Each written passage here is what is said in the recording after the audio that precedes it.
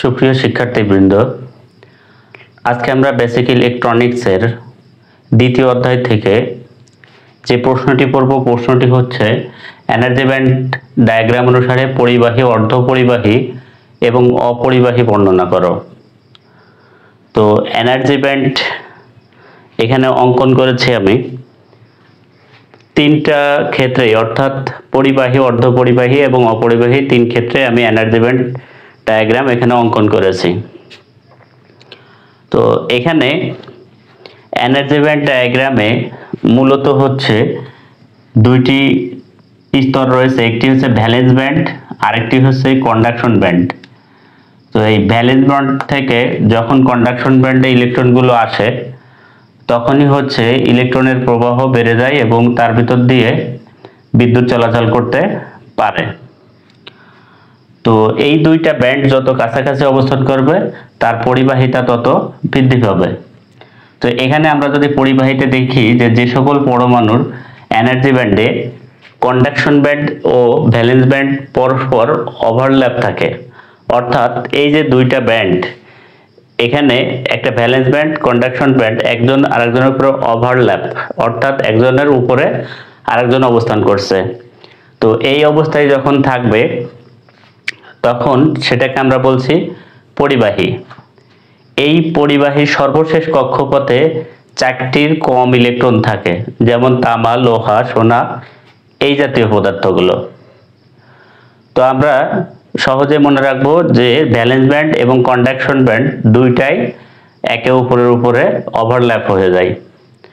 তো পরিবাহীর ইংরেজিতে আমরা বলি কন্ডাক্টর, আর অর্ধপরিবাহী বা সেমিকন্ডাক্টর হচ্ছে যে সকল পরমাণু এনার্জি ব্যান্ডে ওই দুইটা ব্যান্ড, অর্থাৎ কন্ডাকশন ব্যান্ড ও ভ্যালেন্স ব্যান্ডের মধ্যে একটা ন্যূনতম এনার্জি গ্যাপ থাকে বা ফাঁকা জায়গা থাকে, যেটা 1 ইলেকট্রন ভোল্ট এর সমান, 1 ইলেকট্রন ভোল্ট।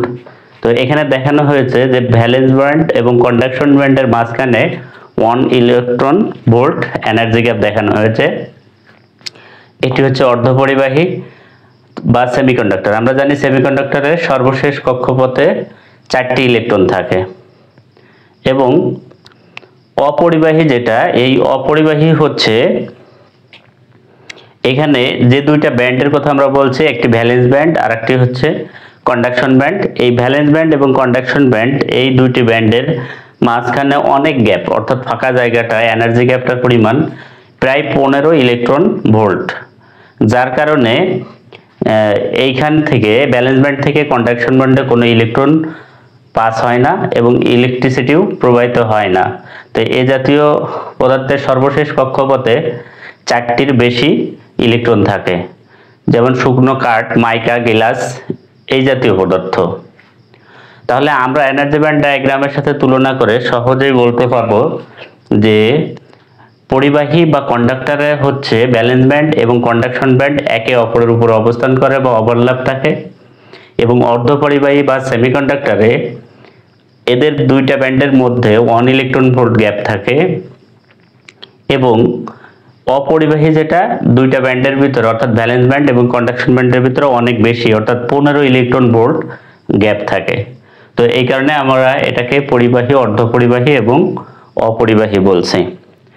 এই লেকচারে এখন আমরা সেমিকন্ডাক্টর হিসেবে জার্মেনিয়াম এবং সিলিকন, এই দুইটি সেমিকন্ডাক্টর পদার্থের আমরা ইলেকট্রন বিন্যাস দেখব। তো ইলেকট্রন বিন্যাস বলতে যে কক্ষপথে ইলেকট্রনগুলো থাকে, কোন কক্ষপথে কোন ইলেকট্রন বা কতগুলো ইলেকট্রন বসবে সেটি নির্দেশ করা হয়। তো প্রথমেই আমরা জার্মেনিয়ামের ইলেকট্রন বিন্যাস দেখব। আমরা যে পদার্থের ইলেকট্রন বিন্যাসই করি না কেন, আমাদের একটি সূত্র ব্যবহার করতে হবে, 2 × n², যেখানে n হচ্ছে কক্ষপথের সংখ্যা। তো এই কক্ষপথের সংখ্যা 1, 2, 3, 4 এভাবে একটার পর একটা সিরিয়ালে আসবে। তো আমরা প্রথমে জার্মেনিয়ামের যদি ইলেকট্রন বিন্যাস করতে চাই, প্রথমে আমাকে পারমাণবিক সংখ্যাটা জানতে হবে। তো আমরা জানি জার্মেনিয়ামের পারমাণবিক সংখ্যা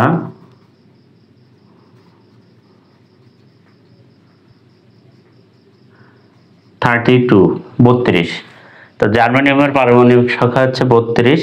অতএব আমরা যে কক্ষপথগুলো ইলেকট্রন নির্ধারণ করব, তো 32-এর নিচে আমাকে হিসাব করতে হবে। তাহলে আমরা প্রথম কক্ষপথে ইলেকট্রন সংখ্যা হবে 2 × n এর স্কোয়ার।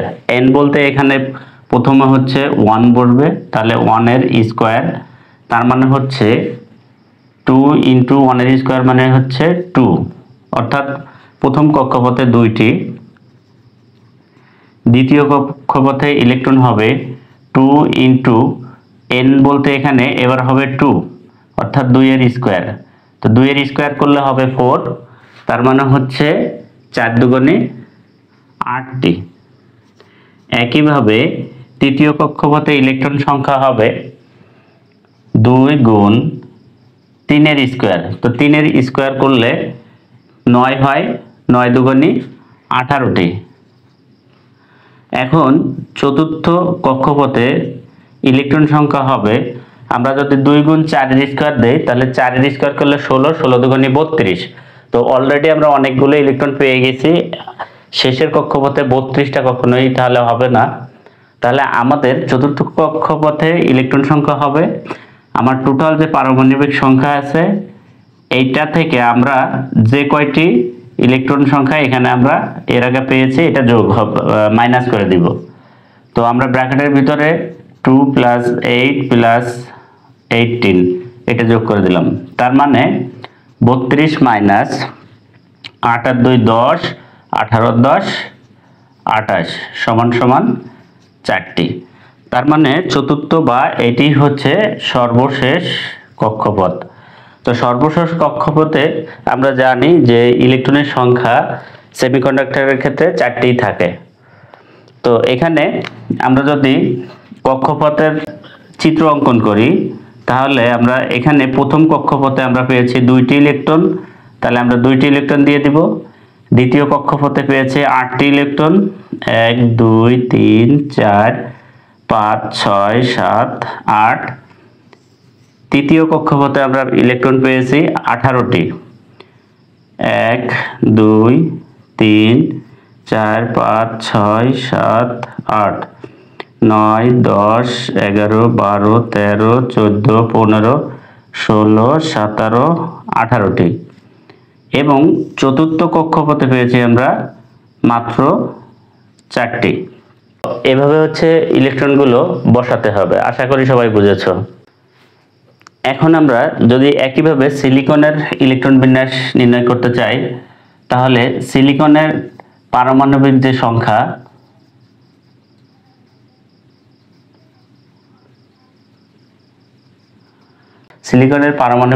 হচ্ছে 14টি। তো এখানে একইভাবে আমরা তাহলে যে প্রথম কক্ষপথে ইলেকট্রনের সংখ্যা আমরা 2 × 1 এর স্কোয়ার মানে 2টি। দ্বিতীয় কক্ষপথে 2 × 2 এর স্কোয়ার মানে 4, 4 দুগুণে 8টি। তৃতীয় কক্ষপথে আমরা ইলেকট্রন পাবো 2 × 3 এর স্কোয়ার দিলে 18 হয়ে যায়, কিন্তু আবার টোটাল আছে 14, তার মানে বেশি হয়ে যাবে, আমরা আর নিতে পারবো না। তো আমরা 14 থেকে মাইনাস করব হচ্ছে আগে যে 2টি পেয়েছি আমরা 2 + 8, 14 মাইনাস হচ্ছে 10, তার মানে হচ্ছে 4টি। তো এই ক্ষেত্রেও আমরা দেখলাম যে এর সর্বশেষ কক্ষপথে 4টি ইলেকট্রন, তার মানে সেমিকন্ডাক্টর যতগুলো পদার্থ আছে সবগুলোই সর্বশেষ কক্ষপথে আমরা 4টি ইলেকট্রন পাবো।